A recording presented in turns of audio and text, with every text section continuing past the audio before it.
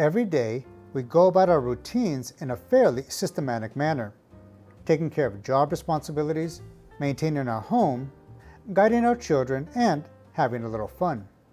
We live in a world that we can see and experience with our five senses. However, there is also an unseen realm that is just as real and is also a part of this world. Today, I will talk about angels, ángeles, as described in the Bible, la Biblia, and I will also teach you some Spanish as it relates to this topic. This is going to be very interesting, so stay with me.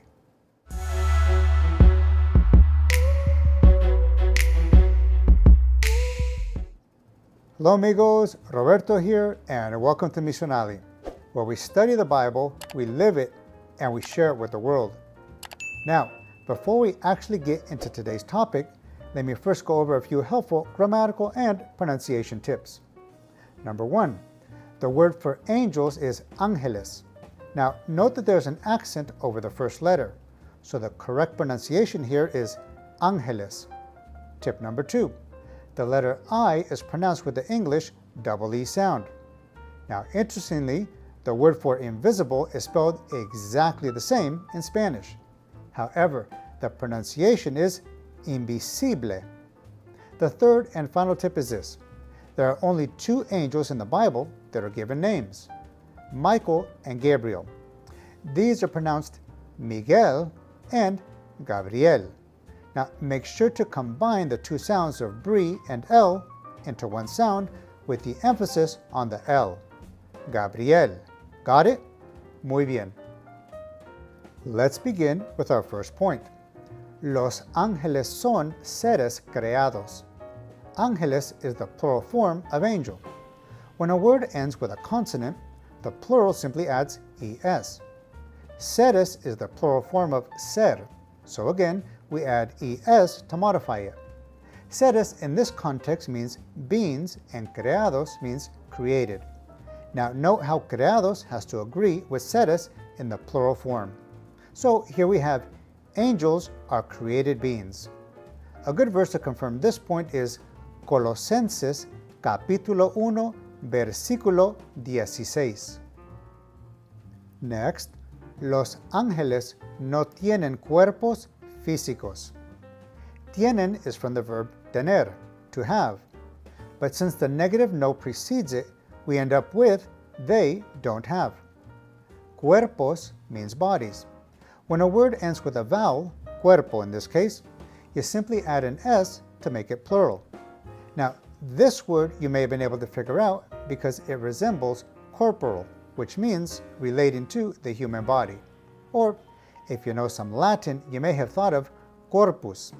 Now, there's a town in the state of Texas named Corpus Christi, which, as you may know, means the body of Christ. Finally, físico sounds like and means physical, so this one probably wasn't too hard to figure out. Now, the translation then is, angels do not have physical bodies. A couple of verses to back this fact are Hebreos capítulo 1 versículo 14 and Lucas capítulo 24 versículo 39. Continuing. En la Biblia, algunos ángeles hablan. In the Bible, ángeles speak with various people. Zacarías, María, José, y Pedro, amongst others. Algunos means some and agrees with ángeles in number. And hablan is the plural form of hablar, which simply means to speak. So we have, in the Bible, some angels speak. So far so good, amigos? ¿Sí? Muy bien. So, let's keep going. Miguel y sus ángeles combatieron al dragón. Here we see the angels fight against evil, Satan and his minions in this case. As mentioned in the tips, Miguel, Michael, is one of two angels named in the Bible. Sus means his and agrees with ángeles in number. If it was singular, it would simply be su ángel.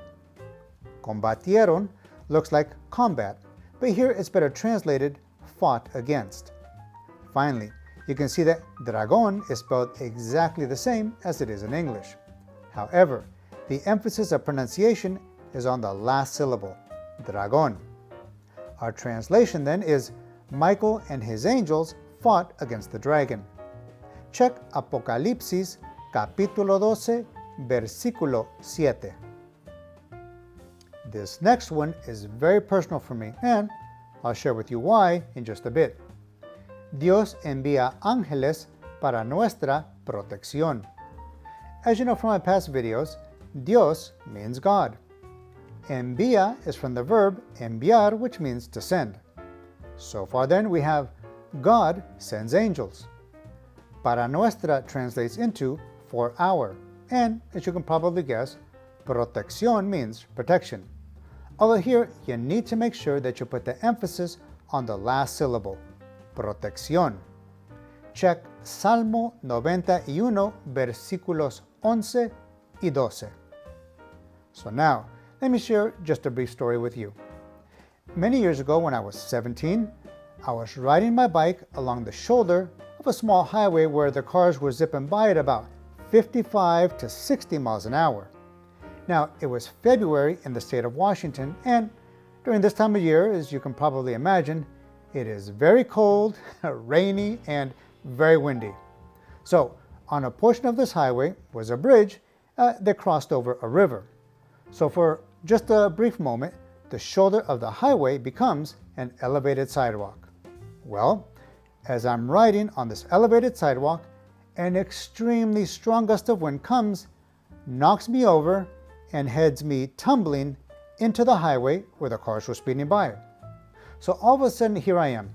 I'm horizontal, looking at the sidewalk and at the road at eye level. I could hear the cars getting closer, getting ready to run me over, because basically I was halfway on the sidewalk and halfway into the highway. Now, at that very moment, all I could think of at this age in my life is, I can't believe that this is where I'm going to die. And then, right at that very moment, when a car was about to run over my face, what I felt was like a huge hand lifted me and my bike up, moved us over onto the sidewalk, put us vertical, and then positioned me right next to the rail. Now, as I caught my bearings and tried to figure out what in the world just happened, first, I was simply very happy to be alive. Now, the unfortunate thing is that I was not a believer at the time, so sadly, I didn't even thank God for this miracle. Now, I stayed there for just a few minutes trying to gather myself together, and then soon after, I just rode home, and I didn't even give it that much thought. However, now I am absolutely convinced that one of God's angels, maybe 2 or 3, was sent there to protect me and save my life. So now, when I think of this story, I truly thank God with all my heart that I'm still here alive today. Now, let me go over just a couple more things mentioned about angels in the Bible. Los ángeles son muy poderosos. Muy poderosos means very powerful. So here we have angels are very powerful. Now we see this in el segundo libro de los Reyes capítulo 19, versículo 35, where the angel of the Lord, el ángel del Señor, killed 185,000 men in one night. Mateo 28, versículo 2 shows where an angel rolled a huge stone that, according to the custom of the day, probably weighed between 2,000 and 4,000 pounds. Finally, Satanás se disfraza como ángel de luz. Satanás, as you can probably guess, means Satan. Now, make sure that you put the emphasis on the last syllable, Satanás. Se disfraza means to disguise oneself. And lastly, luz means light.